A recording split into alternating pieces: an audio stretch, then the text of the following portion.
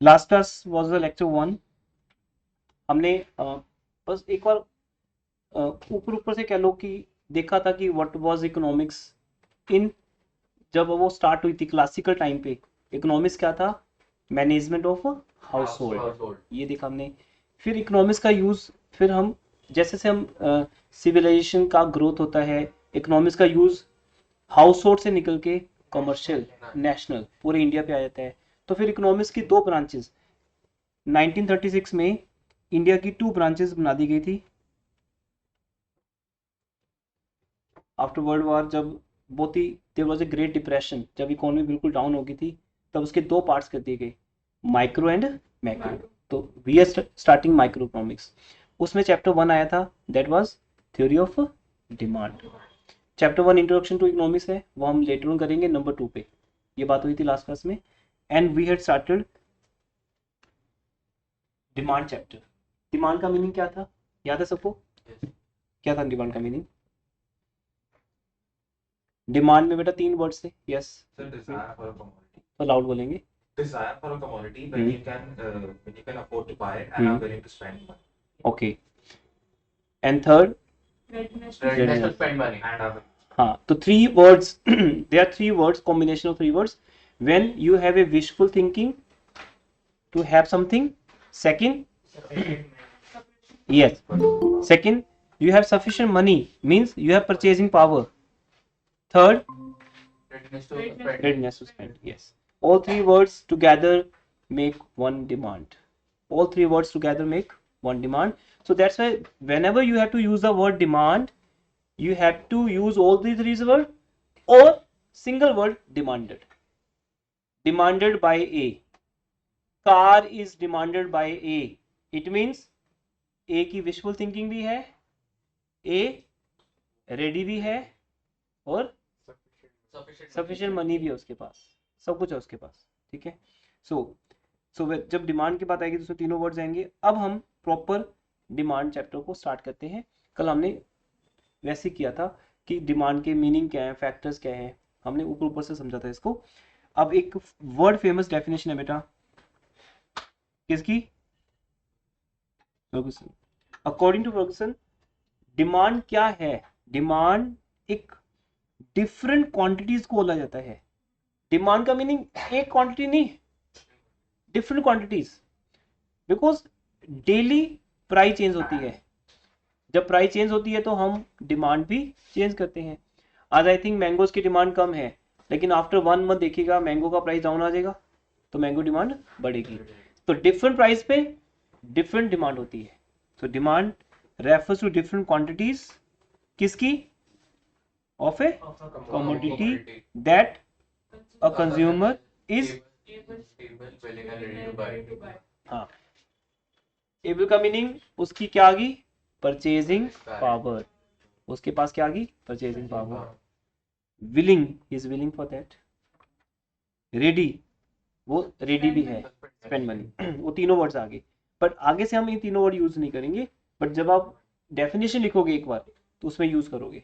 अगर आता है what is the definition of demand, या आपको एक बार डिमांड समझाना है किसी को, तब है एट डिफरेंट प्राइजेस, वो बात होगी थी।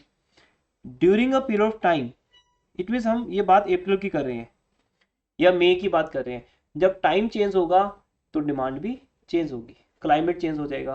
तो हम आज की बात कर रहे हैं, मतलब during a period time 1 week की बात कर रहे हैं। तो यहाँ ये सब वर्ड्स हैं जो हमें साथ में लिखने पड़ेंगे। और अदर थिंग्स का मीनिंग मैंने आपको डे 1 में समझाया था, Income. बहुत कुछ मतलब। और नॉट ओनली इनकम, प्राइस को छोड़ के जितने भी फैक्टर्स हैं बेटा, जितने भी फैक्टर्स हमारी डिमांड को चेंज करते हैं, क्योंकि आज की डेट में ना प्राइस मैटर नहीं कर रही है ना। इकोनॉमी में मनी सप्लाई इतनी ज्यादा हो गई है, लोगों के पास, हम ऐसा बोलते हैं कई बार, सबके पास नहीं कह रहा मैं, हम ऐसा जनरली बोलते हैं कि लोगों के पास इतना पैसा आ गया कि अब वो प्राइस को मैटर नहीं कर रहे, तो कई और चीजें मैटर कर रही हैं जब हम डिमांड करेंगे या नहीं करेंगे। सो अदर थिंग्स बीइंग इक्वल, तो बीइंग इक्वल का मतलब उनमें चेंज नहीं आ रहा। इस बात को समझने के लिए थोड़ा सा आपको वेट करना पड़ेगा। जैसे चैप्टर आगे बढ़ेगा, हम पेज नंबर 3 पे आएंगे नोट्स के। अब हम सिस्टमेटिक चलेंगे आगे, और वहां वो ऑप्शन जाएगा कि 2 फैक्टर्स होते हैं बड़े जो डिमांड को चेंज करते हैं, एक प्राइस और एक अदर फैक्टर्स। अदर फैक्टर्स फिर कई तरह के हैं। प्राइस तो एक फैक्टर है, मतलब प्राइस के चेंज होने से डिमांड चेंज होनी है, हम ऐसा मानते हैं। बट प्राइस जहां मैटर नहीं करती वहां मैटर करता है आपका टेस्ट। जैसे बहुत ज़्यादा वेदर चिल्ड है, विंटर सीजन है ये, है ना, जनवरी में स्नोफॉल हो रही है, और मैं आपको कोल्ड ड्रिंक ऑफर करूं, तो हो सकता है वो कोल्ड ड्रिंक आपकी उस टाइम टेस्ट नहीं है, हो सकता है वेदर के हिसाब से मैं आपको 50% डिस्काउंट पे करूंगा, तब भी हो सकता है आप परचेज ना करो। तो अब यहाँ पर प्राइस मैटर नहीं कर रही, क्या मैटर कर रहा है? Climate, taste, preference. इस तरह से होते हैं। So other things being equal रहनी चाहिए। अगर वो चेंज नहीं होती, उनमें चेंज नहीं आता, ये अगर चेंज नहीं होता, तो हम बोलेंगे प्राइस के हिसाब से क्या चेंज होगी? डिमांड। जैसे टेबल है बेटा, अगर प्राइस 10 से 20 हुई तो क्या हुआ? डिमांड डिक्रीज होगी। ये पता है क्यों हो रहा है? क्योंकि यहां प्राइस अपना मैजिक कर रही है। बट अगर बाय चांस प्राइस के बढ़ने से मेरी इनकम भी बढ़ जाए तो क्या होगा? Demand will not affect. Not effect. I will purchase today also five mangoes. If 5 kg. income increases, demand can also increase more than. Yes. It can increase also. 6 हो जाती है. It means today is other reason. Price rise होगी. Even then I am going to purchase more mangoes. मैं अगर mango का example ले रहा हूँ, रीजन मेरा इनकम इंक्रीज हो गया है। जब मेरा इनकम इंक्रीज हो गया है तो मैं उसको सेलिब्रेट करने के लिए मैंगो परचेज कर रहा हूँ। मेरे घर में गेस्ट आए हुए हैं, मैं उसके लिए मैंगो ज़्यादा परचेज कर रहा हूँ, है ना। हमारे घर में फंक्शन है, तो इट मीन्स मैंगो का डिमांड हो सकता है हम पहले से ज़्यादा परचेज करें। तो प्राइस तो यहाँ मैटर कर ही रही है ना बेटा। प्राइस और बढ़ रही है, मेरी इनकम और बढ़ रही है। अब मैं यहाँ पे हो सकता है 8 kg परचेज करूँ। तो इसलिए जब किसी के पास पैसे ज़्यादा होते हैं, इनकम ज़्यादा होती है, या इनकम को अगर साइड पर रखते हैं, जब बात उसके टेस्ट पे आती है, जब बात टेस्ट पे आती है तो प्राइस मैटर नहीं करती। अगर मुझे एक कलर पसंद हो, ब्लैक कलर, तो अगर ब्लैक कलर की कार 50,000 कॉस्टली भी हो, even then I have to purchase black car. तो यहाँ पे क्या आ गया? टेस्ट। बात टेस्ट पे आके रुकी, एक्सपेक्टेशन पे आके रुकी। तो दैट्स वाई इस एक वर्ड में तो बेटा पूरा चैप्टर है। अगर हम अब ये समझने लगेंगे तो फिर हम थोड़ा सा आउट ऑफ ट्रैक हो जाएंगे। बस आपको ये समझना है, whenever you have to give the definition of demand, you have to say it will be changed according to price, but only if other factors being equal. अगर इक्वल बोलना है इक्वल बोलो, कांस्टेंट बोलना है कांस्टेंट बोलो, या लिख सकते हो इसको भी। अगर आपको लगे कि सर नहीं बन रही बात, आप लिख दो there is no change, there is no change in other factors. Other factors, किसके अदर फैक्टर्स? डिमांड के। क्योंकि बेटा हमारा जो चैप्टर है ना वो अदर फैक्टर्स नहीं है, हमारा चैप्टर है प्राइस। हम यहाँ प्राइस का इफेक्ट किस पे दिखाएंगे? डिमांड पे। और अदर फैक्टर्स को साइलेंट मान लेंगे कि उनमें चेंज नहीं होती। जब प्राइस बढ़ेगी मेरी इनकम सेम रहती है। सपोज मैं जॉब करता हूँ और मेरी सैलरी है 50,000। अब सैलरी तो 50,000 ही रहती है, बट इधर पेट्रोल का रेट बढ़ जाता है, तो मेरी पेट्रोल की डिमांड क्या हो जाएगी? कम हो जाएगी, क्योंकि मेरी सैलरी इंक्रीज नहीं हो रही। या तो सैलरी भी इंक्रीज हो, अगर मैं अपनी कंपनी को बोलूँ कि मेरी सैलरी बढ़ा दो क्योंकि पेट्रोल का रेट बढ़ गया, कंपनी कहते हैं यस ओके, आपकी सैलरी आगे से है 55, देन इट्स ओके। अब मुझे पेट्रोल की डिमांड को कम नहीं करना, मुझे ऑफिस कार में ही आना है। पर होता क्या है, पेट्रोल का रेट तो बढ़ता जा रहा है। 34 35 से तो मैंने देखना शुरू किया है ना। जब मैंने टू व्हीलर सीखा था तब पेट्रोल का रेट 15 रुपीज़ था, 15। बजाज चेतक तब होता था, उसकी एवरेज थी 40-50 की। आज भी उसकी एवरेज इतनी होगी, पर पेट्रोल 15 रुपीज़ से क्या हो गया? से 95 फॉर एग्जाम्पल, से 95। तो पेट्रोल का रेट 5 टाइम्स हो गया, पर स्कूटर का एवरेज उतना ही है। तो दैट्स वाई पेट्रोल का प्राइस बढ़ने से कार या स्कूटर की डिमांड कम होती है, या कह लो कि टू व्हीलर की डिमांड फोर व्हीलर के कंपैरिजन पे ज़्यादा हो जाती है। तो लोग क्या करते हैं, गाड़ी घर में पार्क करके एक्टिवा पे जा रहे हैं ऑफिस।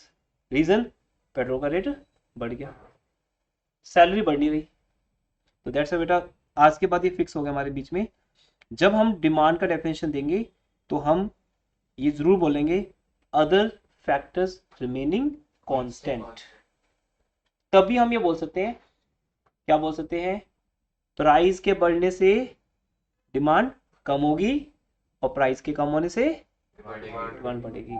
तो कौन सा रिलेशनशिप बना, इनडायरेक्ट, या इसको बोलेंगे इनवर्स। क्या बोलेंगे, इनवर्स। अच्छा, आगे बढ़ने से पहले हम एक बहुत छोटी सी माइनर सी चीज समझ लेते हैं यहाँ पे। क्वांटिटी डिमांडेड का क्या मीनिंग है। अब ऊपर तो डिमांड थी, यहाँ तो डिमांड वर्ड था, और डिमांड की डेफिनेशन भी की हमने। और डिमांड की डेफिनेशन में अगर आपने ध्यान दिया होगा तो मैंने आपको स्पेशली बताया कि डिमांड का मीनिंग डिफरेंट क्वांटिटीज है, जिसे एक एक कंज्यूमर डिफरेंट प्राइजेस पे डिमांड करता है। प्राइस बढ़ने पे उसकी डिमांड कम हो जाती है, लेकिन एक टाइम पे तो एक ही चीज परचेज करेगा। जब हम मार्केट में गए बेटा, तो क्या आपको ये टेबल मिलेगा, आपको मैंगो का एक रेट ही मिलेगा। से आज मैंगो का रेट है 20 रुपीज, तो आप कितना परचेज कर रहे हो, 4। तो बेटा that's your quantity demanded, got it. Quantity demanded और स्पेसिफिक प्राइस एक लिंक आपस में। जब हम एक स्पेसिफिक प्राइस पे एक क्वांटिटी परचेज करते हैं तो उसको बोलते हैं क्वांटिटी डिमांडेड। जब हम बोलते हैं different prices and different quantities तो उसको बोलते हैं डिमांड। तो बताओ क्या डिफरेंस समझ आया आपको, डिमांड मीन्स क्या समझ आया, वो तो सब है वर्ड्स। अब इसको भी तो इन शॉर्ट समझते हैं कि डिमांड में सर डिफरेंट क्वांटिटीज ली जाएंगी, डिफरेंट प्राइसेस ली जाएंगी, बट क्वांटिटी डिमांडेड का मीनिंग एक क्वांटिटी से होगा, और कोई एक क्वांटिटी एक प्राइस पे होगी। तो अगर आज का रेट 20 रुपीज है तो मेरा विलिंग कितने केजी है, 4। कल को रेट अगर बढ़ेगा तो मेरा विलिंग कम हो जाएगा। तो जब हम एक स्पेसिफिक क्वांटिटी की बात करेंगे तो वो क्या है, क्वांटिटी डिमांडेड। कितना क्लियर सबको, आगे बढ़ते हैं। तो अब हमने डिमांड का मीनिंग कर लिया, डेफिनेशन होगी, क्वांटिटी डिमांडेड का मीनिंग हो गया। अब बेटा यहाँ से चैप्टर डिवाइड हो जाएगा। डिमांड को जब भी हम एक्सप्लेन करेंगे हम दो पार्ट्स में एक्सप्लेन करेंगे, या तो बनेगा डिमांड शेड्यूल या बनेगी डिमांड कर्व। मैंने सिर्फ इसीलिए ही आपको ये चैप्टर स्टार्ट करवाया है, अदरवाइज बुक में चैप्टर नंबर 4 पे मिलेगा आपको, 3rd या 4th चैप्टर होगा, डिपेंड्स ऑन द बुक। आज बुक का नेम आपको बताएंगे जो आपको परचेज करनी है।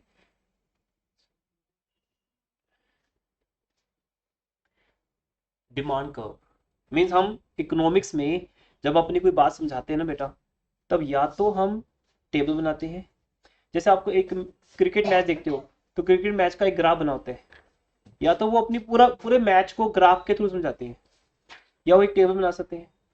तो इकोनॉमिक्स में हम हर बात का एक टेबल बनाएंगे या एक डायग्राम। अगर तो टेबल बनाएंगे तो उसे क्या बोला जाएगा, क्या बोला जाएगा, डिमांड शेड्यूल, डिमांड टेबल। और अगर उसकी बनेगी कर्व तो बनेगा डिमांड कर्व। दूसरा पॉइंट ये तो कि प्रेजेंटेशन की, प्रेजेंटेशन कैसे देंगे हम, टेबल में देंगे या डायग्राम बनाएंगे। और आपके लिए कोई नई बातें नहीं है, आपने 10th क्लास तक भी ऐसे किया है, एक टेबल बनाया, X axis and Y axis, उसको फिर ग्राफ पेपर पे प्लॉट कर दिया, तो उसको बना दिया ग्राफिकल प्रेजेंटेशन। बट उससे भी पहले हमें ये समझना है कि डिमांड भी दो तरह की होती है,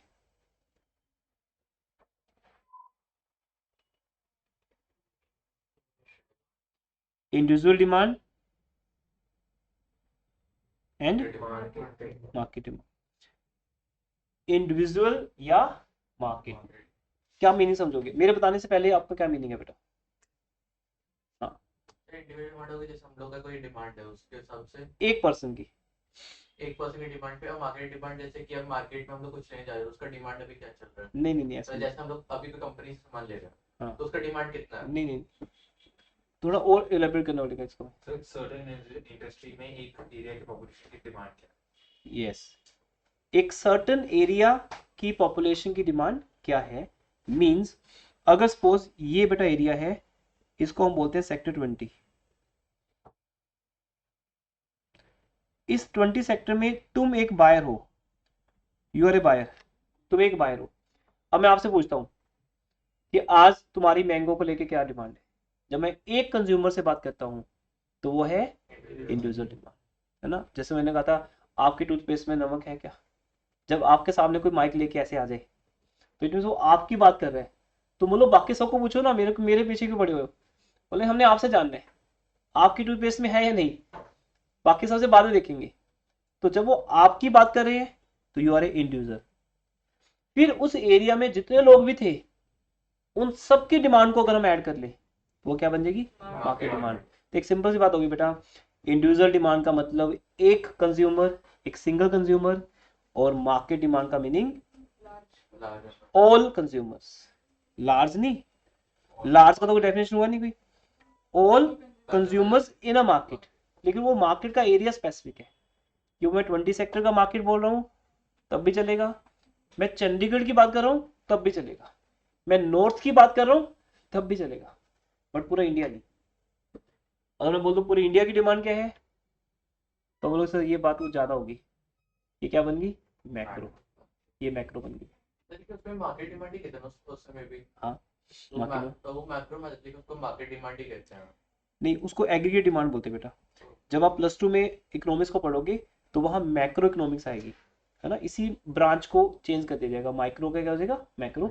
तब हम बोलेंगे नेशनल डिमांड, तो वो नेशनल हो जाएगी, नेशनल या एग्रीगेट, और वहां हम पूरी कंट्री की डिमांड को ऐड करेंगे, राइट, क्लियर। सो तो अब हम यहां से चैप्टर को स्टार्ट कर सकते हैं। बेसिक बातें सारी खत्म हो गई हैं, काफी हो गई हैं। अब हम चैप्टर को स्टार्ट करते हैं। आपके सामने एक क्वेश्चन आएगा बेटा एग्जाम में, एक्सप्लेन डिमांड शेड्यूल, कौन से वाला, इंडिविजुअल। अब आपने कल डेफिनेशन याद की थी, याद है सबको, बोल के देखते हैं। डिमांड रेफर्स टू, अब यहां से नोट से पढ़ के नहीं, मेरे सामने नोट्स नहीं है, मैं नोट्स देख नहीं रहा बिल्कुल भी।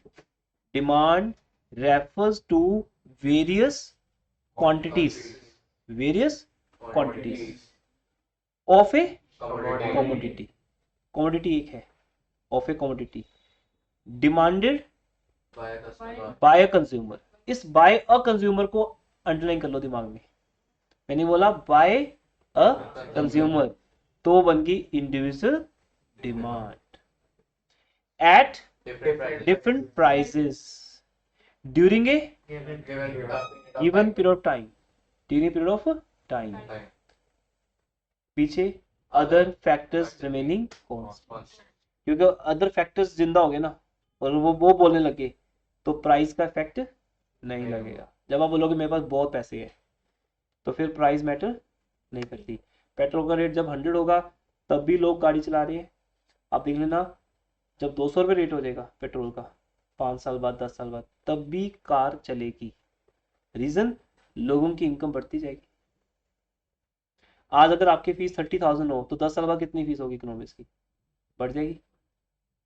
फॉर एग्जाम्पल पेट्रोल का रेट बढ़ेगा कितनी, 3 लाख 3 लाख तो नहीं होगी, इकोनॉमी में इतना इन्फ्लेशन तो नहीं आएगा। 3 लाख का मतलब तो ये हो गया कि पेट्रोल का रेट 1000 चला जाएगा, अगर है तो ठीक है। फिर आपके पेरेंट्स का सैलरी भी बढ़ेगा, अगर वो 50,000 है तो वो 5 लाख हो जाएगी, इकोनॉमी बराबर चलेगी। ठीक है, तो इससे ट्राई टू अंडरस्टैंड कि प्राइस और डिमांड आपस में तब तक लिंक में रहेंगे जब तक अदर फैक्टर्स बीच में नहीं आएंगे। अगर वो आ गए तो प्राइस को साइलेंट रहना पड़ेगा, फिर प्राइस का इफेक्ट आएगा नहीं। डिमांड तो जो भी होगी होगी, बट हम बोलेंगे इस पे इसमें प्राइस का कोई हाथ नहीं है। हाँ जी, बट इंडिविजुअल डिमांड में तो भी प्राइस का होगा, किसी में बेटा इंडिविजुअल हो या मार्केट हो, प्राइस का इफेक्ट तब होगा अगर अदर फैक्टर्स कांस्टेंट रहेंगे।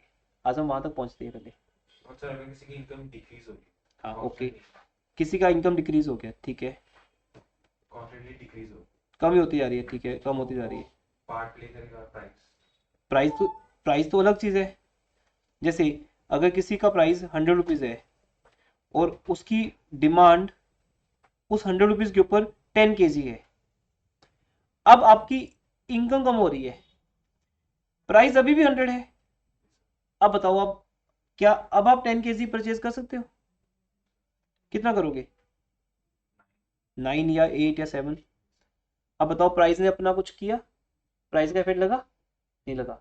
प्राइस का कोई इफेक्ट नहीं आया, पर डिमांड कम होगी। So if price also changes and income also changes. हाँ, तो प्राइस को बढ़ाओ, मैं क्या बताऊँ, प्राइस को कम करूँ या ज़्यादा करूँ? इंक्रीज। अब अगर प्राइस इंक्रीज हो रही है, प्राइस बढ़ रही है, तो डेफिनेटली डिमांड कम होगी, बिकॉज या तो इनकम कांस्टेंट है, या तो इनकम देखो कांस्टेंट है, बराबर चेंज नहीं हो रही, या तुम बोलो कम हो रही है। दोनों केस में डिमांड तो कम होगी। अब यहाँ प्राइस का इफेक्ट लग रहा है या इनकम का लग रहा है? इनकम का लग रहा है, क्योंकि अब प्राइस मैटर नहीं कर रही। जब मेरी इनकम ही कम हो रही है, तो मार्केट में प्राइस बढ़े या ना बढ़े, मुझे मैंगोज कम ही खरीदने हैं।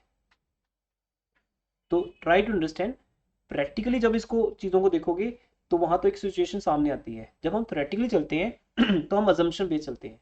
तो अजम्पशन क्या है? अगर प्राइस का इफेक्ट लगाना है तो इनकम को कांस्टेंट कर दो। अगर इनकम का इफेक्ट दिखाना है, प्राइस को कांस्टेंट कर कांस्टेंट कर दो। फिर आप किसी एक का इफेक्ट दिखा पाओगे। लेकिन हमारा जो चैप्टर है, आपको आज, क्योंकि आज आपका फर्स्ट डे, ये सोचो लास्ट डे को हम नहीं मानते अभी, वो जस्ट इंट्रो थी। आज आपका फर्स्ट डे चैप्टर में। आपके जब चैप्टर कंप्लीट हो जाएगा, आपको क्या समझ आएगा कि price is the chapter, income is not chapter. हमें यहाँ पर प्राइस के इफेक्ट को दिखाना है। प्राइस का इफेक्ट दिखाने के लिए हम क्या बोल रहे हैं? इनकम रिमेन्स कांस्टेंट, क्योंकि इनकम तो फिर तो हिसाब लगाना मुश्किल हो जाएगा।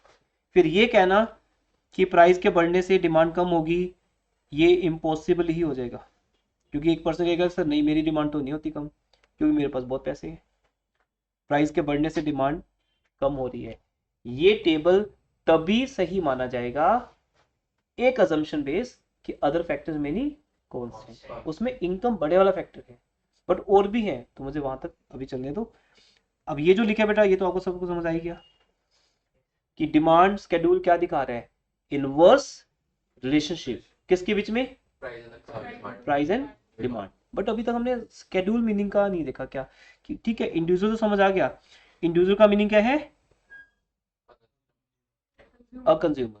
इंडिविजुअल का मीनिंग क्या है? A consumer. वो तो अ कंज्यूमर हो गया, एक कंज्यूमर, उसका मीनिंग है इंडिविजुअल। डिमांड पूरा डेफिनेशन हो गया, different prices, different quantities. But schedule का मीनिंग बेटा टेबुलर प्रेजेंटेशन। ये जो वर्ड है इसको आपने अंडरलाइन करना है। नोट्स आपके पास है, तो जैसे चलते जाएंगे। हाईलाइटर रखो अपने पास, एक हाईलाइटर आपको ऑलवेज अपने हैंड में रखने। जिनको मैं हाईलाइट करूंगा उनको आपको भी हाईलाइट करना है।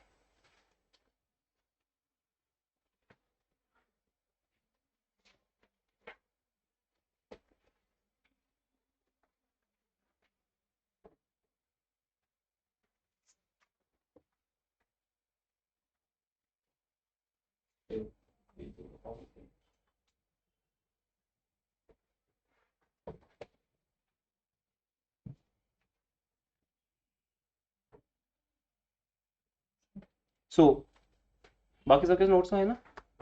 ठीक है। तो स्केड्यूल का मीनिंग क्या लोगे हमेशा? Tabular presentation. किसी की डिफरेंट क्वांटिटीज की। किसने डिमांड की? Single consumer, a consumer. किसके ऊपर?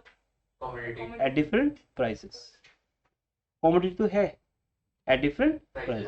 ठीक है, तो टेबल आपके सामने है, कुछ भी बना सकते हो आप। ये नहीं आप याद करोगे, एनीथिंग आप अपनी मर्जी से कुछ भी लिखो। 100 लिख दो, 200 लिख दो, प्राइस बढ़ाओ, नोट से डिमांड।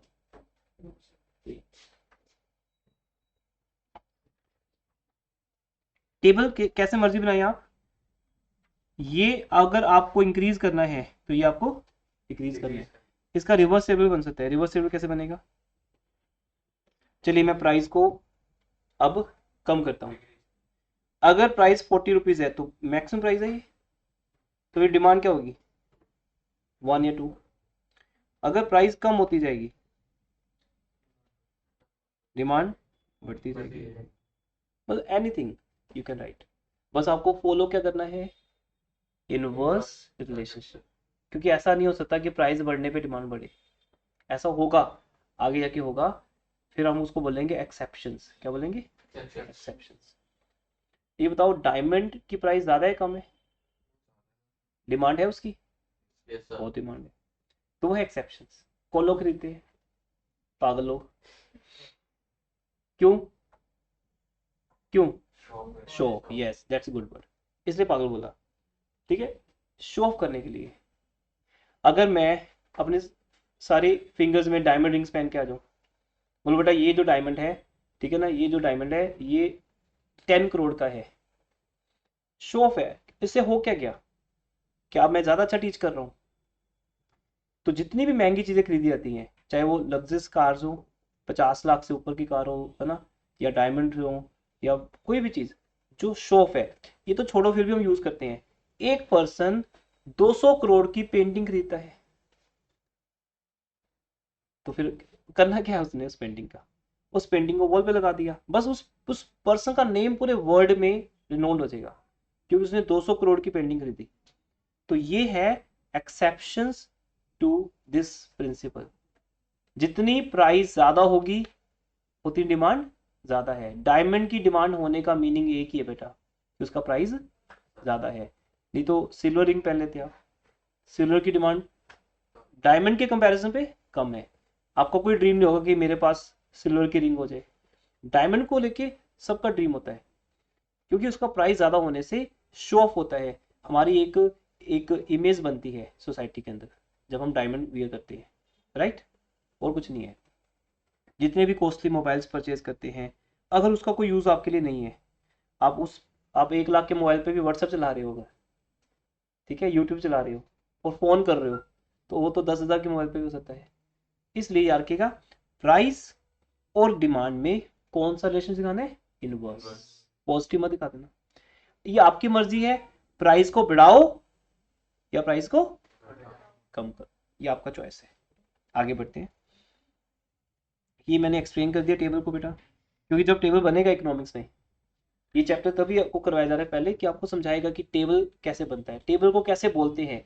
क्या बोलते हैं? Tabular presentation. टेबल क्या बोलते हैं? टेबुलर प्रेजेंटेशन, ठीक है। और क्या शो करता है वो टेबुलर प्रेजेंटेशन? किसके बीच में? हाँ, अब आते हैं नंबर 2 पे बेटा। सेकंड है मार्केट डिमांड शेड्यूल। अभी मार्केट डिमांड शेड्यूल क्या होता है? It's also called tabular presentation, क्योंकि शेड्यूल है।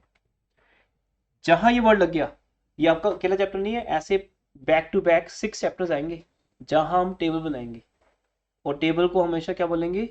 Tabular presentation. किस चीज का?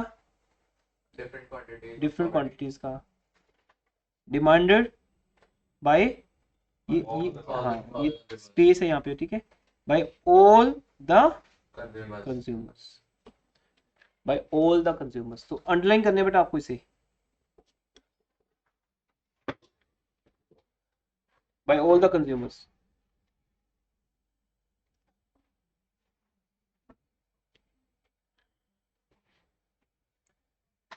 तो अभी आपको समझ आया कि इंडिविजुअल डिमांड और मार्केट डिमांड में एक वर्ड का डिफरेंस है, जो मैंने आपसे पूछा था। इंडिविजुअल बोले तो एक कंज्यूमर, और मार्केट बोले तो ऑल, जो वहां पे अवेलेबल है। जैसे मेरी क्लास में अभी ऑल का मतलब इतने स्टूडेंट्स हो सकते हैं, तो आपकी डिमांड क्या बन गई? Market demand. आप सबकी 1 2 3 4 5 ऐसे सबकी डिमांड को ऐड कर लूंगा मैं। जैसे मैं आपको एग्जांपल देता हूँ, सपोज मैंगो का रेट है 10 rupees. I ask from this person, आप कितने परचेज करोगे? इसने बोला मैं 4 परचेज करूंगा सर, 4 kg। ये यूनिट्स है ना, यूनिट्स किलोग्राम भी हो सकते हैं, लीटर मीटर कुछ हो सकते हैं। ये हो गया इसकी डिमांड, तो इसको क्या बोलेंगे? Individual demand. फिर मैं उनसे पूछता हूँ सेकंड स्टूडेंट से कि बेटा आपकी डिमांड कितनी होगी, मे बी उनकी डिमांड इनसे ज़्यादा हो, वो अलग रीज़न है उसका, उसके घर में फैमिली मेंबर ज़्यादा हो सकते हैं, वो ज्वाइंट फैमिली हो सकती है। तो she said I will purchase 5 kg। फिर थर्ड स्टूडेंट है, he will say I will purchase 3 kg। Second student he will say I will purchase 4 kg। तो ऐसे अब यहाँ जितने स्टूडेंट बैठे हैं, all who are present here, I will ask from everyone, each and every। मैं mic लेके सबके जाने वाला हूँ और सब लोग पूछेंगे, सब लोग बताएंगे अपनी डिमांड। तो उसको जब हम ऐड करेंगे तो वो क्या बन जाएगी, मार्केट डिमांड। लेकिन क्योंकि हम यहाँ पर एज ए स्टूडेंट कर रहे हैं इस पार्ट को, तो फॉर द सिंप्लिसिटी मैंने यहाँ लिख के दी है, ये मेरी अजम्पशन है कि there are only Two two buyers. Buyers. ऐसा मान लिया कि क्लास में सिर्फ 2 स्टूडेंट बैठे हैं मान लो, और दोनों से मैंने उनकी डिमांड पूछी, दोनों ने अपनी डिमांड बता दी, और उस डिमांड को जब मैंने ऐड किया तो वो क्या बन गई, मार्केट डिमांड। अदरवाइज ये बहुत this are going to very easy for you further, और इसमें से कुछ नहीं आता एग्जाम में, ये जस्ट बेसिक थ्योरी है कि आपको ये समझ आ रहा है कि डिमांड 2 पार्ट में डिफाइन होती है, individual demand and market demand. फिर जब हम इसके आगे फैक्टर्स करेंगे क्वेश्चन नंबर 3, उसके भी फिर 2 पार्ट बन जाएंगे, individual factors and market factors. लेकिन जब एक्सप्लेन करेंगे तो एक्सप्लेन करने के 2 ही तरीके हैं, या तो स्केड्यूल है या कर्व है, 2 ही चीजें हैं फिर तो, ठीक है। अभी वही सेम टेबल है बेटा, प्राइस इज 10, ए का डिमांड कितने 4, बी का डिमांड 5, 4 + 5 9। बिकॉज मैंने अजम्पशन ले ली कि there are only 2 consumers in the market, तो दोनों की डिमांड को ऐड करो, इट बिकम्स मार्केट डिमांड। ऐसे ही मैं बीच का एग्जांपल नहीं दे रहा, जब प्राइस 10 से 40 रुपीज होगी, प्राइस बहुत ज्यादा होगी 10 से 40, तो ऑटोमेटिकली मेरी डिमांड घट के कम होगी। अब मैं अगर ए हूं तो क्या मेरे पे प्राइस इफेक्ट करेगी, यस, बट क्यों करेगी, yes, excellent, all other factors are equal. अगर मेरा कोई भी फैक्टर ऊपर नीचे हो गया ना, तो फिर ऐसे नहीं होगा, हो सकता है मैं अभी भी डिमांड 4 ही करूं, मैं फिर बोलूंगा मेरी मर्जी, मैं नहीं फॉलो करता इस लॉ को। आगे जाके बेटा ये क्या बन जाएगा, एक लॉ। लॉ क्या होता है, जो हमेशा अप्लाई होता है। ग्रेविटेशन लॉ क्यों लॉ है, क्योंकि ऑलवेज अप्लाई होगा। आप अपने मोबाइल को एक बार ऊपर फेंको जोर से, जितनी हाइट पे जा सकता है, फिर ग्रेविटेशन लॉ समझ आएगा आपको कि वो जितना मर्जी जोर से फेंका वो बाहर नहीं चला गया, वो नीचे ही आया। तो ये सब जगह। अब बोलो सर अगर मैंने अमेरिका में ट्राई करूं, अमेरिका में भी ट्राई करना, अमेरिका में जाके उन्हीं के एप्पल फोन को परचेज करना और उस एप्पल को फेंकना ऊपर, वो एप्पल भी नीचे ही गिरेगा। तो जब एप्पल नीचे गिरा था तब जाके उनको समझ आया था कि ग्रेविटेशन लॉ है एक अर्थ का, तो यूनिवर्सल बन गया। तो अब आप अपना एप्पल फोन भी ऊपर फेंकोगे वो भी नीचे ही गिरेगा, दैट्स व्हाई इट बिकम्स लो। तो डिमांड भी एक लो है, क्योंकि ये हमेशा क्या बोलता है कि जब जब प्राइस बढ़ेगी तब तब डिमांड बढ़ेगी। तो बेटा ए पे भी इफेक्ट आएगा और बी पे भी आएगा। तो इसलिए प्राइस तो कॉमन है मार्केट में, तो जब जब प्राइस बढ़ रही है ए की डिमांड भी कम हो रही है और बी की डिमांड कम हो रही है, इसलिए ए और बी दोनों को मिला के क्या बन गई, मार्केट। क्योंकि हमने अज्यूम कर लिया कि 2 ही कंज्यूमर्स हैं, तो मार्केट डिमांड भी कम हो रही है। तो पॉइंट क्या है कि हमने ए और बी की देखनी है यहाँ पे, हम यहाँ पे बात कर रहे हैं सिर्फ 2 चीजों की बस, कि प्राइस बढ़ रही है और मार्केट डिमांड कम हो रही है।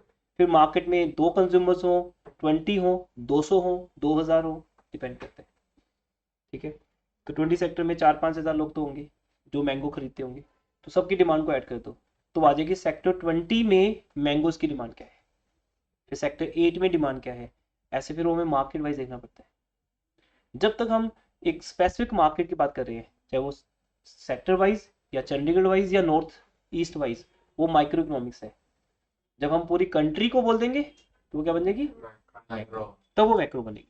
तो मैक्रो में एक कंडीशन है कि जब भी हम बात कर रहे हैं होल कंट्री की बात कर रहे हैं, तो होल कंट्री मीन्स तो फिर नॉर्थ ईस्ट साउथ वेस्ट सब आ जाए। अभी फिलहाल हम तो बहुत छोटी बात कर रहे हैं, 2 कंज्यूमर्स की डिमांड को ऐड करके मार्केट डिमांड बना रही है। तो आई थिंक स्केड्यूल समझ आ गया सबको। और जब एग्जाम में लिखोगे तो वर्ड लिखना मत भूल जाना बेटा students, it refers to the tabular, क्योंकि स्केड्यूल का मीनिंग ही टेबुलर है, वो टेबल है एक, जिसमें एक एक्स एक्सिस है और एक वाई एक्सिस। बाद में डिसाइड होगा एक्स कौन सा वाई कौन सा है। एक एक्स एक्सिस है और एक वाई एक्सिस है। ठीक है, चले आगे। ये मैंने उसको एक्सप्लेन कर दिया, जो मैंने बोला है वही यहाँ लिखा हुआ है, आप इसको रीड कर सकते हो, क्योंकि नोट्स को स्ट्रीट क्लास में रीड करने से वो बोरिंग हो जाएंगे, हमें सिर्फ समझना है कि उसमें क्या लिखा है। ठीक है, ये तो यहाँ पे एक एक वर्ड मैंने खुद लिखा है, तो मुझे वैसे ही याद रहता है इसमें क्या लिखा है, क्योंकि जब लिखे गए थे तो ऐसे एक एक वर्ड को सोचा गया था कि आपके लिए कैसे लिखेंगे हम, क्योंकि ऐसा नहीं कि किसी बुक से कॉपी हो गया, ये एक एक वर्ड को बहुत सोच समझ के लिखा गया। एक चैप्टर को लिखने में, अब तो खैर बहुत पहले की बात होगी, 10-15 दिन लगते थे एक चैप्टर लिखने में मुझे। ठीक है, तो मैंने माइक्रो मैक्रो पे पूरा एक बुक लिखा हुआ है, बट उसको कभी मैंने उस बुक को कभी मार्केट में सेल नहीं किया, it's only for our students. ठीक है, I am author of that, but मैंने कभी इसको सेल नहीं किया। तो जब हम लिखते हैं तो हम सोचते हैं कि आपके लिए बेस्ट क्या है, तो मैंने अपने सामने 4-5 बुक्स ओपन की, उन सबको स्टडी किया, फिर बेस्ट लाइन क्या निकलती है। अब हम कर्व की बात करते हैं, बेस्ट लाइन क्या निकली सामने बेटा, कर्व। जब मैं कोई भी कर्व बनाऊंगा, आप सबने भी आज तक बनाई होंगी, जिसको क्या बोलते हैं, डायग्राम, डायग्राम 1। तो इकोनॉमिक्स में समझ आ गया ना, मीनिंग है, डेफिनेशन है, टेबल है और डायग्राम। न्यूमेरिकल्स इसके बाद, इस चैप्टर में न्यूमेरिकल्स नहीं है, आगे स्टार्ट होते हैं वो न्यूमेरिकल्स, लेकिन न्यूमेरिकल्स भी मिलेंगे हमें आगे जाके हर चैप्टर में। तो बेटा कर्व को कैसे एक्सप्लेन करना है, कर्व मींस क्या हो जाएगा, ग्राफिकल। अच्छा, यहाँ प्रेजेंटेशन है कि रिप्रेजेंटेशन है, दैट्स वेरी गुड पॉइंट कि रिप्रेजेंटेशन है। ये बताओ, पहले टेबल बनता है या डायग्राम, इट मीन जो बात टेबल में होती है वही बात डायग्राम में दिखाई जाती है। अगर मान लो टेबल में, अब मैं बना के दिखाता हूँ डायग्राम आपको, अगर टेबल में 10 रुपीज है तो डायग्राम में क्या शो करेंगे 10, और अगर 10 पे डिमांड 4 है, अगर 10 पे 4 है तो मेरे डायग्राम में क्या शो होगा कि मैं 10 रुपीज पे डिमांड दिखाऊंगा 4। इट मीन जो मैं पहले प्रेजेंट कर चुका हूं उसी को दोबारा कर रहा हूं, तो उसे बोलते हैं रिप्रेजेंटेशन, रिप्रेजेंटेशन। तो दैट्स वाई बेटा हम रिप्रेजेंटेशन की बात करें यहाँ पे, दैट्स वाई एक एक वर्ड को ध्यान देना है, यही नॉलेज है, यही अंडरस्टैंडिंग है कि यहाँ पर हम रिप्रेजेंटेशन की बात करेंगे। It is simply a graphical representation, क्योंकि जो कर्व है वो ग्राफ है या डायग्राम है। इसको डायमेट्रिकली भी बोल सकते हो, it is a diagrammatically representation या ग्राफिकल रिप्रेजेंटेशन। किस चीज का, आगे वो सेम है, किसका, अगर वो इंडिविजुअल डिमांड कर्व है तो किसको दिखाएगी, इंडिविजुअल डिमांड शेड्यूल को, और शेड्यूल में क्या था, नेगेटिव रिलेशनशिप, नेगेटिव वर्ड भी लिख सकते हो, किसके बीच में, demanded by consumer eight different prices. ये चीज तो हमने जो हमने डे 1 में सीखी थी, आज डे 2 में भी रिवाइज की, ये लाइंस वही रहेंगी। इसे नोट्स लिखते वक्त ये खास ध्यान रखा गया कि लैंग्वेज चेंज ना हो, आपको बस जो चेंज करना है वर्ड उसको हमने बोल्ड कर दिया, वो आपको हाईलाइट कर दिया। अ कंज्यूमर लिखना है या ऑल, ये देखो ALL क्या बन गया, ऑल। तो इट मींस ये इंडिविजुअल से क्या हो जाएगी, मार्केट, बस बाकी डेफिनेशन सेम रहेगी। तो फिर हम लिखेंगे मार्केट डिमांड का क्या है, it is simply a graphical representation of market demand schedule. वो क्या शो करता है, different quantity of commodity demanded by all at different prices, like that. So उसके बाद अब जो यहाँ लिखा है वो हमें समझना है, समझने से पहले हमें बना के देखना है। तो चलिए बनाते हैं इसको, लाइव करते हैं उसको थोड़ा सा, क्या हो रहा है।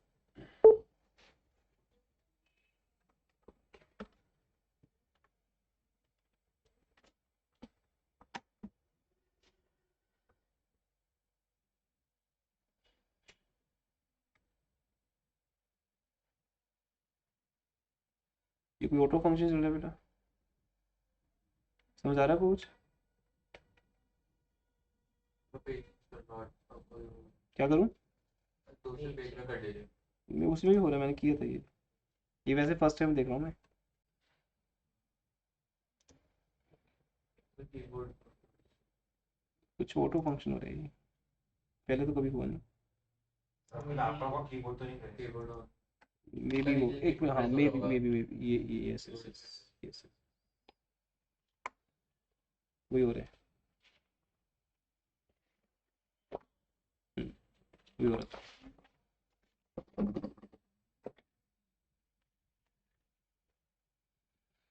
चलिए अब इसको डायग्राम को बेटा लाइव बनाते हैं।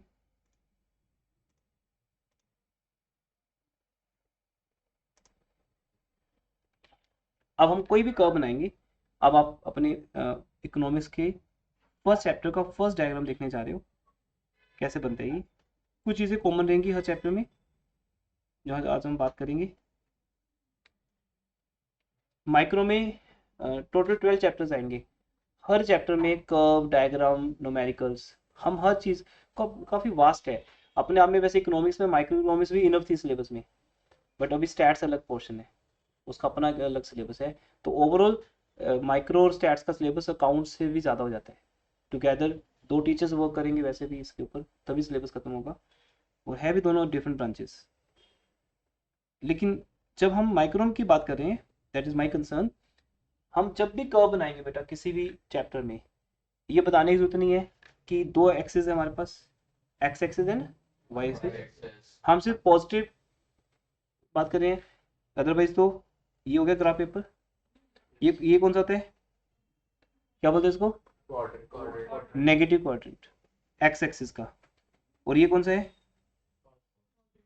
ये तो एक्स का पॉजिटिव हो गया, सॉरी मैंने उल्टा बोल दिया, वाई का बोलना था, वाई का नेगेटिव हो गया, और ये वाई का पॉजिटिव। ये एक्स का पॉजिटिव हो गया और ये एक्स का नेगेटिव। तो लेकिन हमारे लिए ये वाला पार्ट बनाना जरूरी नहीं है, तो हमारा डायग्राम से ये रहेगा, X axis and Y axis. किसी भी डायग्राम में मुझे ऐसे अगर याद करूँ तो किसी भी डायग्राम में मुझे याद नहीं आ रहा कि मुझे नेगेटिव भी बनाना पड़ेगा। कहीं कोई प्रूफ देना पड़ गया तो हो सकता है कि किसी कर्व को मैं यहाँ से लाते लाते यहाँ तक ले गया, तो आपको प्रूव करने के लिए नेगेटिव दिखा दूंगा, अदरवाइज नो नीड। आपका जो सिलेबस है वो पॉजिटिव क्वाड्रेंट से चलता है, क्योंकि हमारी टेबल में पॉजिटिव वैल्यूज है। और नेगेटिव कब आएगा सोचो, जब टेबल में क्या आएगी, नेगेटिव वैल्यू आएगी। जब मैं लिखूंगा से प्राइस, अब बताओ प्राइस नेगेटिव हो सकती है, वो पॉजिटिव पॉसिबल ही नहीं है कि प्राइस नेगेटिव हो। अगर मैं लिख रहा हूँ प्राइस रुपीज में होगी, तो प्राइस -10 कैसे होगी। उसका मीनिंग ये हो गया कि शॉपकीपर आपको अपनी तरफ से पे कर रहे हैं कि मैंगो भी ले जाओ, पैसे भी ले जाओ। ये तो पॉजिटिव नहीं, पॉसिबल ही नहीं है मीन्स। तो प्राइस ऑलवेज क्या रहेगी, पॉजिटिव। क्वांटिटी भी पॉजिटिव रहेगी। हाँ क्वांटिटीज लिखना है, और क्वांटिटीज का एक यूनिट होगा, हम डिसाइड कर लेते हैं क्योंकि मैंगोज का एग्जांपल है, और मैंगो हमारी क्या बन गई बेटा, quantity, sorry commodity. Mango is a commodity. तो मैंगो कमोडिटी है, वो हम ना भी लिखे तो भी चलेगा, कोई ना कोई कमोडिटी की बात तो हो रही है, पर बात क्या हो रही है वो इंपॉर्टेंट है। बात किसकी हो रही है वो इंपॉर्टेंट नहीं है। बात ये हो रही है कि when price is 10, demand is 4। अब इसको मैं यहाँ शो करने, अब एक कॉमन बात बताने जा रहा हूँ बेटा, कई बार ना स्टूडेंट्स को पता नहीं होता, और स्कूल टीचर भी आपसे डिस्कस करता नहीं है, या नॉलेज की बातें हैं। एक डिपेंडेंट वेरिएबल होता है और एक इंडिपेंडेंट, 10th में सुना है आपने। अब यहां पर जो प्राइस है, प्राइस एक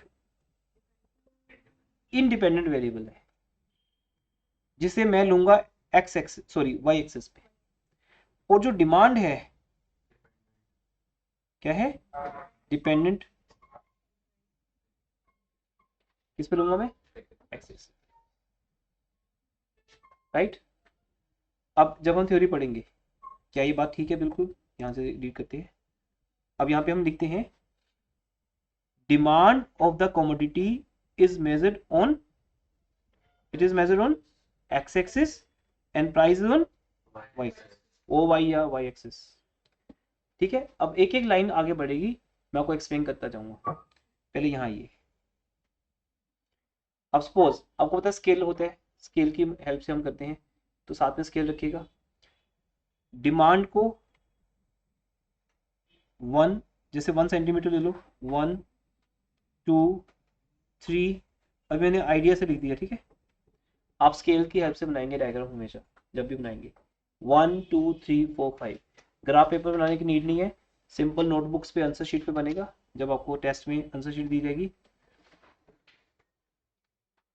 डिमांड आई थिंक 1 to 5 थी या 1 to 4 थी, हम 5 तक ले सकते हैं, हम 6 तक भी ले सकते हैं, कोई इशू नहीं है। डिमांड के अपने यूनिट्स हैं क्योंकि वो किलोग्राम्स में है, प्राइस के अपने यूनिट्स हैं क्योंकि वो रुपीज में है, ठीक है। तो अच्छा, आप नोट्स के ऊपर डायरेक्टली नहीं बनाएंगे, that will be your homework. Notes के ऊपर हमने डायग्राम बना के नहीं दिया हुआ, उसका एक रीजन है, ये मेरा शुरू से विजन था कि स्टूडेंट्स नोट्स के अंदर कुछ ना कुछ अपना ऐड करें, नहीं तो हमें डायग्राम बनाने में तो 1 मिनट लगनी थी कंप्यूटर के ऊपर, हम आपको बना के दे देते। तो ये आपका होमवर्क है यहाँ पे डायग्राम बनाना, जो मैं आपको सिखाऊंगा हर एक डायग्राम, पता नहीं कितने डायग्राम्स आपके लिए आने हैं, हर डायग्राम आपको सिखाया जाएगा, आप कॉपी पे नोट कर सकते हैं, नोट्स में आप घर पे करोगे, दैट विल योर होमवर्क। और पेंसिल यूज करोगे, डायग्राम कभी भी बॉल पेन से नहीं बनता, पेंसिल और स्केल ये यूज करेंगे आप, फाइनल एग्जाम में भी आप पेंसिल यूज करेंगे। बैटरी भी रहता है, चेंज करना कुछ हमने। अब प्राइजेस के अपने यूनिट्स हैं, प्राइस को आप बेटा ऐसे कर सकते हो 10 20 30 40 50 as per your space. Diagram इतने स्पेस में भी बन जाएगा, उतने ही गैप कम हो जाएगा। अभी मेरे पास बहुत स्पेस है तो हम यहाँ पर 10 20 30 40 एंड 50। तो आज का फुल लेक्चर इस बेसिक लेक्चर पे रहेगा। हम नेक्स्ट लेक्चर में पहुंचेंगे सबसे इंटरेस्टिंग टॉपिक पे, जिसे क्या बोलते हैं, अदर फैक्टर्स। क्या बोलते हैं, वो मजेदार लेक्चर बेटा। तो नेक्स्ट क्लास जो 3rd क्लास होगी आपकी, वो मिस नहीं करनी आपने।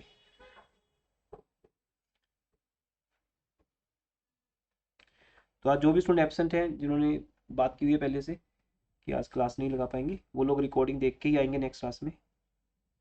विदाउट रिकॉर्डिंग देख कर आना बेटर नहीं है, लेकिन फिर भी नेक्स्ट क्लास बिल्कुल न्यू टॉपिक है, वहाँ कोई लिंक नहीं है, ठीक है।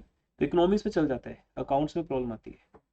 तो नेक्स्ट क्लास बिल्कुल न्यू है, वहाँ पे हम अदर फैक्टर्स की बात करेंगे कि प्राइस एक फैक्टर है बहुत बड़ा, जिसको मैंने यहाँ लिखा है, ये बहुत बड़ा फैक्टर है, कह लो कि मेन फैक्टर यही है।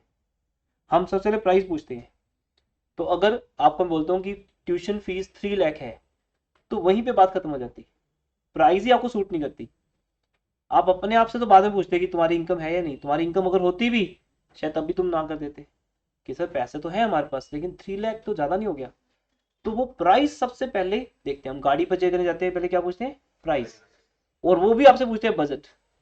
आप घर लेने जाते हो तो डीलर आपको बोलते हैं बजट, अब लोग घर दिखा दो, बोलेंगे ये ऐसे कैसे दिखाते हैं, बजट बताओ। अब लोग देख के पता चलेगा बजट, नो बजट पहले बताओ। अब बोलो 50 लाख, तो 50 लाख में आपको घर दिखाया जाएगा। अब बोलो 5 करोड़, तो उस बीच में 10 करोड़ 15 करोड़ में फिर आपको वीआईपी सेक्टर्स में ले जाएंगे, ठीक है। 15 करोड़ में तो हमें सेक्टर 2 सेक्टर 4 5 में मिल जाएगा, 20 करोड़ में तो आपको बजट बताना पड़ेगा। 50 लाख में तो सेक्टर 20 में भी मिलेगा आपको घर। तो बजट बताते ही वो आपको प्रोडक्ट दिखाना शुरू कर देंगे। तो प्राइस सबसे पहली बात है, बाद में जो चीजें देखोगे, इनकम टेस्ट प्रेफरेंस, वो बाद के फैक्टर्स हैं। तो आज भी बेटा मैं यहाँ पे ज्यूम करके चल रहा हूँ कि यहाँ भी वो जितने भी अदर फैक्टर्स हैं वो क्या है, कांस्टेंट है।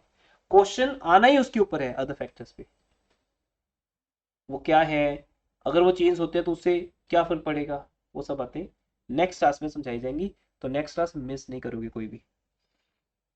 अच्छा, अब हमने डायग्राम में एक टेबल यूज करना है, भाई डायग्राम बनाना है। मैं टेबल कोई भी ले सकता हूँ, नोट्स के ले लेते हैं। नोट्स में क्या था, प्राइस बढ़ रही है कम हो रही है, बढ़ रही है ना, ठीक है। बाकी आपकी चॉइस है, आप कोई भी ले, उल्टा भी कर सकते हो। 10 20 30 40 50 से डिमांड 4 3 2 1, हम इसको यहाँ तक रो देते, जीरो नहीं करना, जीरो वैल्यू यहाँ पे नहीं दिखाई जाती। बाकी डिमांड जीरो भी हो सकती है, अगर जीरो वैल्यू हो जाएगी तो क्या होगा फिर, नहीं यहाँ दिखा देंगे, ओरिजिन पे दिखा देंगे, जीरो तो है ही ना यहाँ पे। तो व्हेन प्राइस इज जीरो या डिमांड इज जीरो, तो जीरो वैल्यू तो है ही है, बट आपका सिलेबस में जीरो दिखाना जरूरी नहीं है। ये कहने जरूरत नहीं कि सर अगर प्राइस ज्यादा ही हो जाएगी तो जीरो ही हो जाएगी, मैं फीस इतनी भी रख सकता हूँ कि आपकी डिमांड जीरो ही हो जाए, राइट। तो लेकिन जरूरी नहीं कि जीरो दिखानी है हमें, तो उसको छोड़ देते हैं। अब जो काम आप करते थे आपको ऑलरेडी आता है, मैं वही सिखाने जा रहा हूँ। अगर प्राइस 10 है तो डिमांड कितने बोलो, 4। तो हमने क्या किया, आपको स्केल यूज करने हैं, मैं विदाउट स्केल कर रहा हूँ, आपकी डिमांड 4 होगी, राइट। और अगर प्राइस 20 है, डिमांड बढ़ेगी कम होगी, बिकॉज प्राइस बढ़ रही है तो डिमांड क्या होगी, कम। इसी को बोलते हैं इनवर्स या नेगेटिव रिलेशनशिप, इनवर्स या नेगेटिव। सो 20 पे 3 होगी, 30 पे 2, वो जो गैप आपने लिया उस गैप के हिसाब से चलता रहेगा। तो you will use the scale, scale अगर यूज करना हो तो फिर इस तरह से स्केल यूज होगा।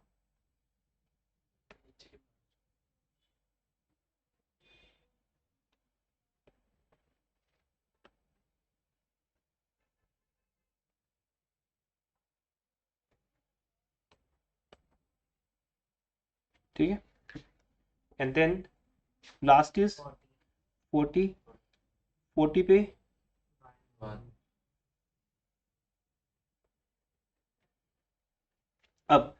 अब हम क्या करेंगे, देखिए इन 4 पॉइंट्स को ज्वाइन करेंगे।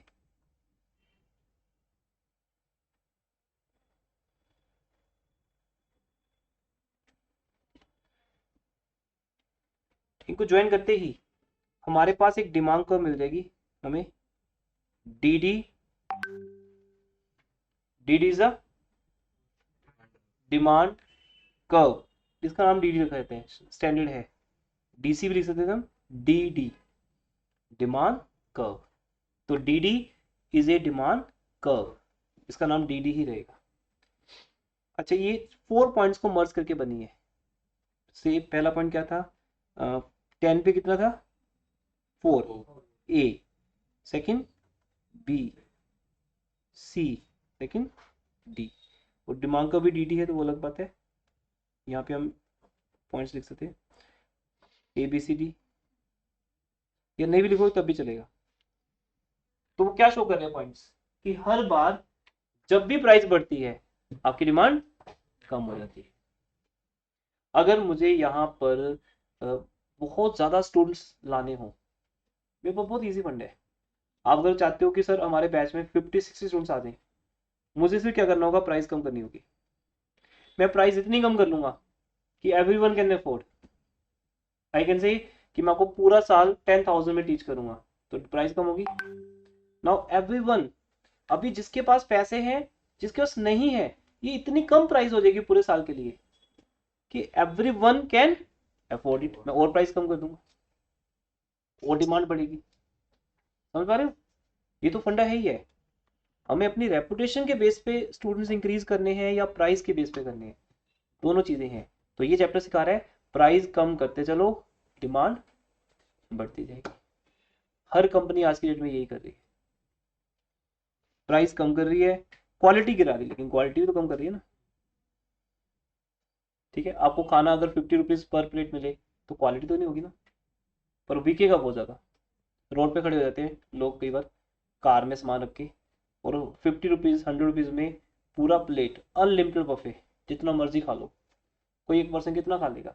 लेकिन वहां डिमांड ऐसे लाइन लग के बिक रहा होता है खाना, क्योंकि वहां पे प्राइस क्या है, कम है। होटल में रश उससे कम मिलेगा। तो ये प्राइस वाला फंडा बेटा आपको हर जगह देखने को मिलेगा। तो डी डी, अब मैं जो बोल रहा हूं उसे सुनना, क्योंकि मैं हमेशा बोलता हूँ इकोनॉमिक्स में अगर बोल दिया तो लिख भी दिया। डिमांड कर्व डी डी, यहां सुनो बेटा, demand curve D D is a downward sloping demand curve. अब नोट्स में क्या लिखा है मैं वो पढ़ के सुना रहा हूं। समर नोट्स मेरे सामने नहीं है बिल्कुल भी इस टाइम स्क्रीन पे, आपके पास तो आपके पास है ना, पर उसमें क्या लिखा है अगर नोट्स में देखना हो बेटा हमने, ये देखिए ये नोट्स आपके, लेकिन इसमें क्या लिखा है वो मैं आपको पढ़ के सुना रहा हूँ। बट अभी मैं देखने नहीं नोट्स, ना मैं देखूंगा ना आप देखोगे, कोई चीटिंग नहीं करेगी। DD is a downward sloping demand curve, क्या ये बोल सकते हो? बोल के दिखाओ। क्योंकि कर्व्स दो तरह की होती है बेटा, एक होती है ऐसे नीचे आती है डाउन, एक होती है ऊपर जाती है, उसको बोलते हैं अपवर्ड। डाउन, ये तो समझाने जरूरत है ना, डाउनवर्ड एंड अपवर्ड। और ये कर्व क्या बनी है? Downward. DD is a downward sloping demand curve showing negative या inverse relationship between the prices and quantity of a commodity. Other factors remaining constant during a period of time. क्योंकि मई के बाद जून आएगा तो टाइम चेंज हो जाएगा, जुलाई कोई और टाइम होगा। बोलते ना लाइफ में टाइम चेंज होता है। तो आज मेरे पास पैसे नहीं है, कल तो हो सकते हैं, जब होंगे तो डिमांड चेंज हो जाएगी। तो दैट्स वाई बेटा याद रखिएगा। दूसरा ये तो हो गया एक पॉइंट। डाउनवर्ड स्लोपिंग को समझाने का भी एक तरीका होता है, वो क्या? फ्रॉम अपर लेफ्ट, देखो ये आपको मेरे दोनों हैंड दिख रहे हैं, कैमरे में भी आ रहे हैं, ये लेफ्ट हैंड है, this is my left hand, this is my right hand. Upper left to lower right, जब हम डाउनलोड बनाते हैं हर एक चीज का लॉजिक दिखाऊंगा, आप सरप्राइज रह जाओगे कि सर इस बात का भी लॉजिक है क्या इकोनॉमिक्स में। यस बेटा, अगर मेरी रिसर्च नहीं होती तो मैं कभी माइक्रो से पंगा लेता ही ना। मैं आपको अच्छा भला अकाउंट्स करवा रहा हूँ, मुझे क्या जरूरत है माइक्रो में एंटर करने की। मेरा दोनों में जो पैशन था ना, एक ऐसी रिसर्च की गई है जिसके थ्रू हमें ना हर एक चीज का मीनिंग पता है। स्टैट्स मेरा सब्जेक्ट नहीं था तो मैंने कभी पंगा लिया नहीं इसमें, मैं स्टैट्स भी टीच करूंगा। लेकिन जो मैं समझा रहा हूँ वो एक रिसर्च के बाद समझा रहा हूँ, और जो मैं बताऊंगा वो पॉइंट शायद कोई और दूसरा टीचर ना बता पाए। ध्यान से सुनना है और उसका बेस बनाना है, क्योंकि आगे जाके आपको 12th के बाद जब एंट्रेंस एग्जाम्स में जाना पड़ेगा ये नॉलेज बहुत काम आएगी। 12th में तो हमारा लिंक बनेगा ही, माइक्रो मैक्रो ऐसे आपस में। तो from upper lower, upper left, sorry lower बोल दिया, from upper left to lower right, इसको बोलते हैं डाउनवर्ड। अपवर्ड क्या होगा? ऐसे लेफ्ट डाउन है, राइट अप है, from lower left to upper right. तो जब समझ आएगी बात तो याद भी होगी, right. So DD is a downward sloping demand curve from upper left to lower right showing etcetera etcetera. वो सारी बात मैंने नोट्स में लिख के दी आपको, इसलिए मुझे पढ़ने की जरूरत नहीं पड़ती ज्यादा, लिखते लिखते याद हो जाते हैं नोट्स। तो आप एक रीड कर लीजिए, और यहाँ पे आपको डायग्राम बना के लाना है एज ए होमवर्क, ठीक है। आगे जाके ना हम ये बॉक्सेस लगाना बंद कर देंगे, ये हमारा सिलेबस नहीं है, हम बस सीधा डिमांड का बनाएंगे। हमारा सिलेबस ये तो फर्स्ट डे था ना आज, आगे के बस ये डिमांड का बनेगी। डिमांड का ऐसे भी बन सकती है, और कई बार हम डिमांड का ऐसे नहीं बना के ऐसे भी दिखा सकते हैं, वो डिपेंड करते हैं। आपको नेक्स्ट चैप्टर आएगा, इसका नेक्स्ट चैप्टर, इसको क्या बोलेंगे? कर्व। तो ये स्ट्रेट लाइन नहीं है, ठीक है ना। तो इस तरह से कर्व बनती है, ये बस नॉन लीनियर, जब हम डायग्राम ऐसे बनाते हुए बोलते हैं लीनियर डिमांड कर्व, इसको बोलते हैं नॉन लीनियर। तो दो तरह की डिमांड कर्व हमारे सिलेबस में है, लीनियर या नॉन लीनियर। इसकी प्रॉपर्टीज डिफरेंट है, आगे के समझेंगे कहीं नेक्स्ट चैप्टर में आएगा कि लीनियर और नॉन लीनियर का में क्या डिफरेंस है। अभी फिलहाल आपके पास फ्रीडम है, आप ऐसे भी बना दोगे तब भी चलेगा। उसका मीनिंग होगा demand curve is a DD is a downward sloping demand curve showing negative relationship between prices and quantity. Price अगर बढ़ रही है तो क्वांटिटी कम हो रही है, या वाइस वर्सा। पर अभी फिलहाल फर्स्ट फेज है आपके नोट्स का या आपका, तो आप अभी तो वो सब डायग्राम को प्लॉट करोगे प्रॉपर।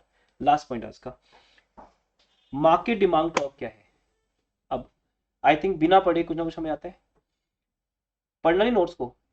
मैं पूरे सिलेबस में बेटा एक भी दिन नोट्स नहीं पढ़ने वाला हूँ, ना देखने वाला हूँ। आप नोट करते रहना, आपको पढ़ाने के लिए पढ़ना पड़े अलग बात है, अदरवाइज नॉलेज बेस चलेंगे हम। तो अगर मैं बिना नोट्स के पढ़ा सकता हूँ तो आप लोग भी याद कर सकते हो इनको। आपके लिए फर्स्ट टाइम है, बस इतना ही है ना, बस समझने का ट्राई करिए। पहला वर्ड है मार्केट, आप आंसर दोगे बिना पढ़े। मार्केट से क्या याद आता है सबको? Excellent, all consumer, perfectly fine. Schedule से क्या नजर आता है? नहीं देखो, तभी मैंने जानबूझ के पूछा कि आप देख के तो बोल रहे। स्केड्यूल से टेबुलर प्रेजेंटेशन, कर्व से ग्राफिक रिप्रेजेंटेशन। तो अभी हमें समझाना है मार्केट डिमांड कर्व। तो मैं बोलूंगा it is a graphical representation, presentation भी नहीं री, क्योंकि टेबल बन चुका। और किसकी रिप्रेजेंटेशन है? टेबल की।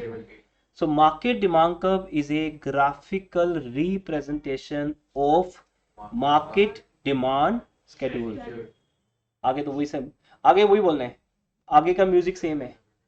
आगे का म्यूजिक है showing different quantities of a commodity demanded by all consumers at different prices during a period of time, other factor remaining constant, या किसी और तरीके से लिख सकते हैं, बट मीनिंग उसका यही होगा कि वो दो चीजों को दिखा रही है, क्वांटिटी डिमांडेड को और डिफरेंट प्राइस को। टेक्निकली जब हम डिमांड को बनाएंगे, मार्केट डिमांड को बनाएंगे बेटा, तो उसको बोलते हैं टेक्निकली या ज्योमेट्रिकली। वो इंडिविजुअल डिमांड कर्व को हम ऐड करेंगे। अच्छा, दो तरह के ऐड होते हैं। अब देखो ना, हर बात का लॉजिक है। अब यहाँ पे अगर मैं इकोनॉमिक्स टीचर होता तो मैंने कल भी कहा था, मैं एज ए थ्योरी इसको याद करता और आपको याद करवाता, लेकिन हम ना इसको प्रैक्टिकली समझने वाले हैं। दो तरह के समेशन होते हैं, आपको करके कहता हूँ मैं। ये देखिए 3 सेंटीमीटर 4 सेंटीमीटर, दोनों को ऐड करो, ऐसे करोगे। आपने तो नहीं बोला 7 सेंटीमीटर, तो अंडरस्टूड है, सेंस है। हमें कॉमन सेंस क्या कहती है कि इस 3 और इस 4 को ऐड करोगे तो हॉरिजॉन्टल लाइन सामने आएगी कि वर्टिकल आएगी? तो जो बेटा डिमांड कर्व्स होंगी ना, ए का डिमांड कर्व, बी का डिमांड कर्व, इन दोनों को मिला के जो बनेगा वो क्या बनेगा? मार्केट का डिमांड। तो होगा technically it is a horizontal summation of individual demand curves. अब वो चीज मैं आपको प्रूव करके देता हूँ। बस लास्ट वही आज का डे, और हम फिर पहुंच जाएंगे अपने मेन। अच्छा, मेन यहाँ तक चैप्टर मेन नहीं है, इसको हम बोल सकते हैं बेसिक्स। बस दैट वाज बेसिक्स, एग्जाम में आते भी नहीं है। ये सिर्फ बेसिक्स है कि ठीक है, हमें चैप्टर में 1-2 दिन ऐसे पढ़ना पड़ता है, लेकिन अब है ये जो अभी नेक्स्ट क्लास होगी, ये नेक्स्ट एपिसोड है, ठीक ना? तो नेक्स्ट एपिसोड में क्या आएगा? ये आएगा बेटा, जो बहुत इंटरेस्टिंग है। दिखने को छोटे छोटे पॉइंट्स हैं, लेकिन पूरे चैप्टर को कंट्रोल करेंगे, जिसके बारे में मैंने फर्स्ट डे इंट्रो में बता दिया था आपको कि इन्हीं को बोलते हैं अदर फैक्टर्स। प्राइस को छोड़ दो, यहाँ से शुरू होंगे। अब ऊपर तो प्राइस लिखी है ना, प्राइस तो है ही है, पर प्राइस को छोड़ दिया जाए, इसके बाद आपको जो दिखेंगे, चाहे समझ आ रहे नहीं आ रहे, आज price of letter goods, income, taste, preference, expectation, climate, government policy, बहुत कुछ, ये सारे क्या है? Other factors. और कितने तो लिखे ही नहीं होंगे यहाँ पे, क्योंकि इनकी कोई लिमिट नहीं है। एज पर सिलेबस हम कुछ एक आपको समझा देते हैं। तो ये लेक्चर होगा नेक्स्ट क्लास में। अब बस अब लास्ट में चलते हैं। अब हम क्या करते हैं बेटा, मार्केट डिमांड कर्व आपको सिखानी है, वैसे आपको अभी आती है। आप ए की डिमांड कर्व बनाना, किसकी बनाना? बी की, तो किसकी बन जाएगी? मार्केट की। मैं आपको एक या दो एग्जांपल देके समझा रहा हूँ, देन फिर आज की क्लास को एंड करते हैं। Sir, हाँ जी। question. If there are more than 2 people in the market, hmm, then but you have to make the curves for everyone individually. Yes, every If there's 200 people, 200 के लिए बनेगा। हाँ जी मैम। सर नई book purchase की थी ना आपने online?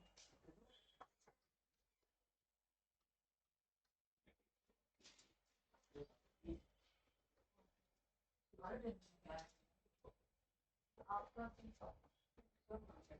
मेरे को मांग रहे थे मुझे कॉपी आ जाएगी, नहीं तो मेरे को लिख देते का उस पे।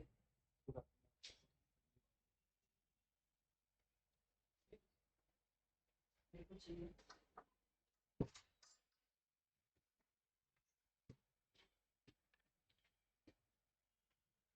शीज निधि मैम जो आपको स्टैट्स करवाएंगे। निधि मैम पंचकुला से आते हैं। अब देखिए बेटा यहाँ पर ये 3 आइटम होंगे, तो जो आप कह रहे थे बीच में बात रहेगी। ऑब्वियसली बेटा अगर मार्केट में 200 लोग होंगे तो पहले 200 लोगों का डिमांड कब बनेगा, फिर सबको मिला के मार्केट। तो it's theoretical only, real life में कौन बनाता है, जरूरत नहीं बड़ी बनाने की, ठीक है ना। लेकिन एज ए स्टूडेंट आपको बोला गया कि तीनों बनाओ, इसलिए मैंने ऊपर अजम्पशन ले ली for sake of simplicity there are only 2 consumers. अगर मैं ये नहीं लेता तो फिर बहुत मुश्किल रहती, तो मैं बोले कि मिनिमम 2 तो चाहिए ना मार्केट बनाने के लिए, एक तो इंडिविजुअल हो गया, 2 और मोर क्या हो गए मार्केट, तो मैंने 2 ले लिए। अब यहाँ पर हम क्या करेंगे, जैसे मैं यहाँ पे लिख के दिखा रहा हूँ, यहाँ पर हम प्राइस को लिखेंगे, ठीक है, प्राइस, और प्राइस को वही 10, 20, 30, 40 बिल्कुल सेम लेवल पे, 10 ये बिल्कुल सामने, 20 इसके सामने, 30 मीन्स आपने लेवल का ध्यान रखना है, ऊपर नीचे मत करना, और बिल्कुल उसके सामने। अब जब हम नोटबुक में बनाएंगे तो वैसे ही वहाँ पे तो हमारे पास लाइंस हैं, मार्जिन है, ठीक है ना, राइट। उसके बाद हमने क्या लेनी है, डिमांड, या डिमांड लिख के क्वांटिटीज लिख सकते हैं हम, यहाँ demand quantity, demand quantity, X axis, X axis, X axis, Y axis, ठीक है, सब कॉपी। अब यहाँ पे 0 से अगर यहाँ 10 होगा, प्राइस को थोड़ा सा स्पेस के साथ लिखना ताकि यहाँ 20, 30, 40 लिखने में स्पेस में प्रॉब्लम आए। मैं यहाँ पर लिख देता हूँ प्राइस, तो 10, 20, 30, 40,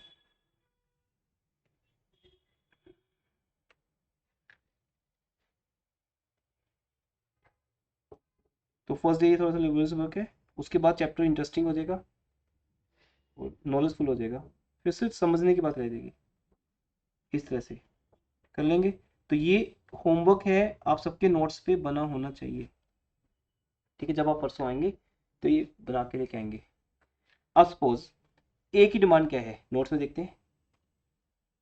अगर मैंगो का प्राइस 10 रुपीज है बेटा, तो ए की डिमांड कितनी है, बी की 5, बस वो हमें प्लॉट करनी है। तो आई नो आपको पहले से आती है, 1, 2, 3, 4, 5, 1, 2, 3, 4, 5, 1, 2, 3, 4, 5, 6, 7, 8, 9, ये चलेगा ना ऐसे, इसे स्पेस आ चाहिए उसको। पर हम टोटल जब करेंगे तो हॉरिजॉन्टल करेंगे, क्योंकि प्राइस वर्टिकल है, प्राइस तो वर्टिकल है और डिमांड हॉरिजॉन्टल है, और हमें प्राइस को ऐड नहीं करना है, प्राइस तो 10 रुपीज है। मुझे सर ये पूछना है कि बेटा अगर आज मैंगो का प्राइस 10 रुपीज है तो तुम कितना खरीदोगे, ही सेज 4, शी सेज 5, तो बन गई market, 4 + 5 is 9, so that's why price को वर्टिकल लिखना, ठीक है। अब एक एग्जांपल, तो सपोज ए की डिमांड 10 पे 4 है,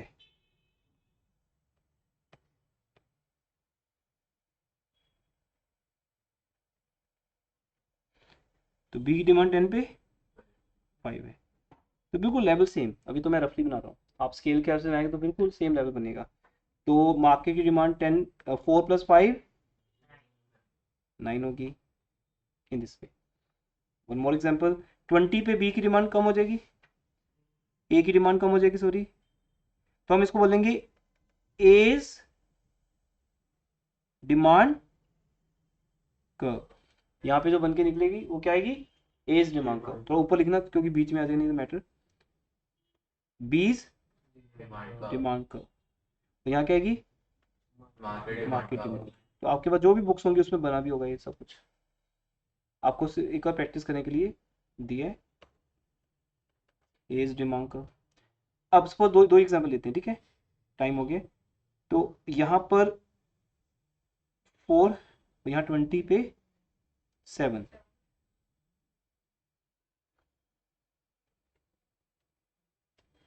तो 4 + 5 9, और यहाँ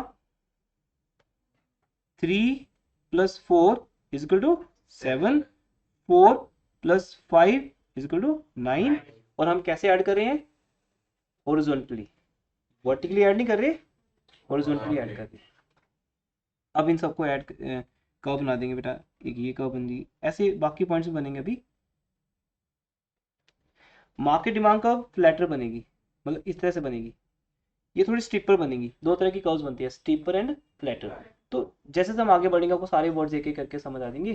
क्लास में बस सुनना है, बोलने का ट्राई करना है, लिखने में प्रॉब्लम किसी को नहीं है। स्टीपर भी लिख सकते हैं, फ्लैटर लिख सकते हैं, स्पेलिंग कोई इशू नहीं हमारा, सिर्फ याद रहना चाहिए। ए की डिमांड कर्व, बी की डिमांड कर्व स्टीपर है क्योंकि वो एक एक बंदे की है, वो थोड़ी सी फ्लैटर हो जाएगी क्योंकि वो सबकी है। Got it? ऐसे 30 पे